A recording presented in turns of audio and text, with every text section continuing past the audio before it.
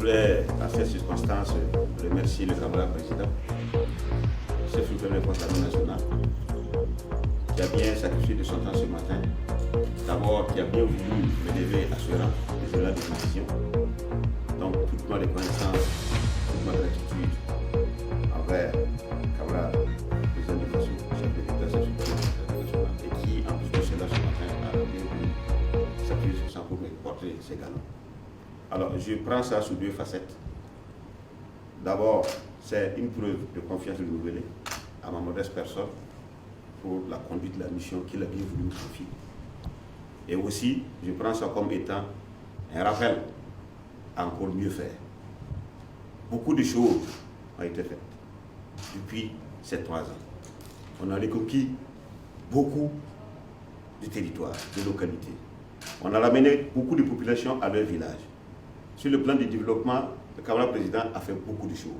Parce que le combat qu'il mène, ce n'est pas seulement sur le théâtre de bataille pour la conquête du territoire, mais il mène un combat global sur tous les pans de la nation. Tout ce qui permet à la nation de vivre, d'avancer, de progresser, il est là-dessus. Et c'est le premier soldat de cette guerre. Je vais vous avouer beaucoup de choses. C'est lui qui fait pratiquement tout. Et nous sommes là, on l'accompagne. Et je vous avoue que c'est énorme. Et en tant que ministre de la Défense, avant COTL, chef d'état-major général des armées et ministre de la Défense, c'est trop.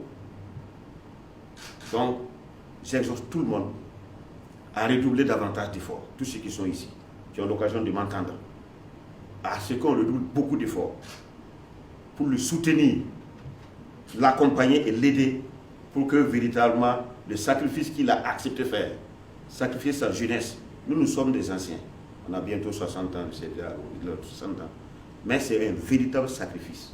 Et nous sommes là, c'est notre devoir d'aider à ce que ce sacrifice-là produise des effets perceptibles et visibles pour la postérité, pour que le Burkina Faso se rappelle qu'il fut un temps où des gens se sont levés, se sont sacrifiés, des gens se sont sacrifiés pour que cette nation puisse survivre et que cette nation puisse briller aux yeux du monde entier.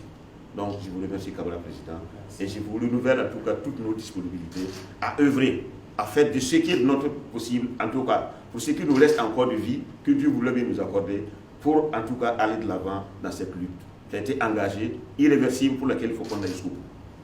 Merci, camarade président. Merci beaucoup. Et beaucoup de courage. Merci.